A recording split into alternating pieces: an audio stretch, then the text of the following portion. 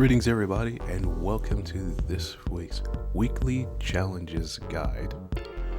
Now, for those that are new to this, the weekly challenges are a set of 5 races specially curated for that week, usually consisting of 4 races that usually already exist in the game or an additional one added, with the 5th one itself being a unique combination specific to the set of races. And the point of these weekly guides is to give you some information and tips on how to do these regarding to cars that are required for them, the specifications, laps of the races and the tracks, and anything pertaining to the races themselves. To kick things off, we have one of the beginner races traditionally in a Gran Turismo game, and that is the Japanese FF Challenge 450 at Tsukuba. Now, obviously, as the title suggests, we're racing at Tsukuba circuit using a FF front-wheel drive car from Japan set at 450 pp. Doesn't get any simpler than that.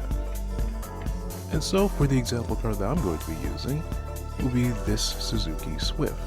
It's one of my favorite cars that I've loved driving, and driving this new version just feels pretty good to me.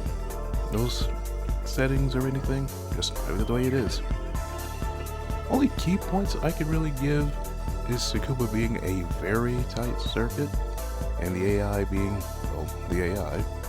So you gotta be really mindful of where you place your car in relation to them when it comes to corner exits, especially the last one since it leads to the longest straightaway on the entire track. Next up, another one of the easier races to come across, and that's the American Sunday Cup 600 from Willow Springs International Raceway, Big Willow. As the title suggests, you will need an American car at 600 performance points. And for my example, I'm going to be pulling out one of my 2 Ford Shelby GT350Rs that I tuned, this one in particular based on the old GT350 RC, and of course, it uses a setup from the Mustang Group 4 car, just because that felt pretty good to me, and that felt like a pretty good basis for this car. So that's pretty much what I'm using. Now, as for pointers on this track, or like key points I should say, turn 1, you want to be very careful because again, as usual, the AI tend to brake way too hard, so you want to enter wide. And that way, when you do get on the throttle as you get in, you can pass by the AI very easily. And then the long right-hander, you want to kind of stay tight into that corner there because of how easy it is to get off into the sand and completely lose it. About 4th, 3rd gear is what I would usually suggest. Maybe 3rd, just to be safe.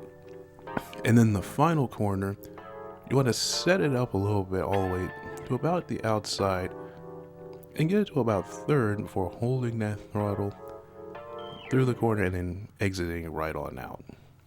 So that's my key points to this very tricky circuit. Up next, the Vision Gran Turismo Trophy from Autodromo de Interlagos. You'll need a Vision Gran Turismo car for this race. Simple enough. And for me, well, since it doesn't specify that it has to be only one of the regular VGTs and not one of the group ones, I am choosing the Genesis. Because again, they didn't say I couldn't. And you pretty much can do that as well if you happen to have one of these. And key points, turn 1, very tricky, especially with the AI and how it funnels in there. It's a tight left, tight right, so you'll want to be very mindful of the throttle. So passing the AI here is going to rely on you keeping an eye on it relative to how you are entering and exiting these corners. And then of course the final section, you want to stay glued to the inside as much as possible. There's curving, for instance, on one of those portions. And then on the last bit, before you go to the final corner there, you want to gently get on the throttle there. It's very easy basically understeer right off or even spin there depending on how your car handles. Next up is the Race of Turbo Sports Cars from Mount Panorama Motor Racing Circuit, or Bathurst. Actually, one of the ones added recently via the most recent update. You'll need a car that's pretty much turboed to meet these specific performance modes. So, professionally tuned or not to, your choice. For me, well, I haven't really decided because I have a lot of turbo cars, so whatever you see, I've decided on that point, so it's a little unpredictability there. And as for the pointers itself, more so for Bathurst than anything. Obviously, you've got the two long straights. But the points that I really want to hit upon is turn 2 and that long right-hander there. Third gear, you want to keep that to the inside and very slowly exit out of there. And then the final set of corners, one going onto the back straightaway, coming out of that really tight left-hander. Keep that very tight in the corner, exit on out.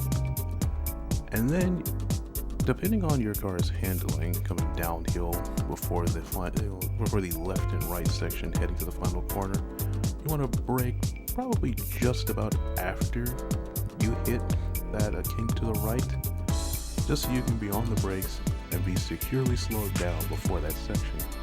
And then the final corner is as simple as getting into second gear, very carefully going on exit, and you should be fine.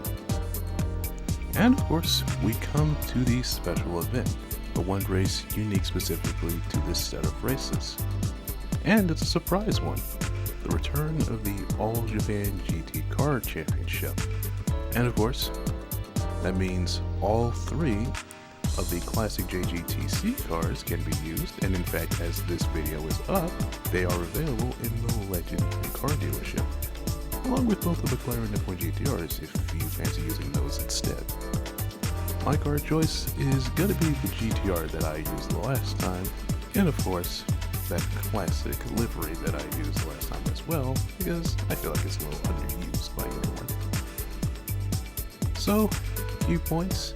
Well, one, do this on soft tires, because it's not like it's going to really matter with tire wear and fuel not being a thing. And two, you'll probably want to do this, you're probably going to be attempting this multiple times, because you want to make sure you don't have either of the McLaren F1 GTRs. If you do, they're going to make your time really difficult. So, I would recommend, if you're going to do this race, make sure that both the cars are either starting way in the back, far behind some slower cars, or make sure they're not in the field at all. You'll have a better chance of winning that way. So that's it for this week's edition of the Weekly Challenges Guide. Hopefully this video helps you out, whether you've been playing the game and are returning to these new races, or if you're playing the game for the first time and you've come across these. Let me know if you've enjoyed the video, what things I could improve on, a little bit here, a little bit there, what could use a bit more polish. Let me know down in the comments below. And if you enjoyed this, give this a like. Everybody subscribe to this channel, as I make this stuff on a weekly basis now, as well as other content. And I will see you guys in the next video.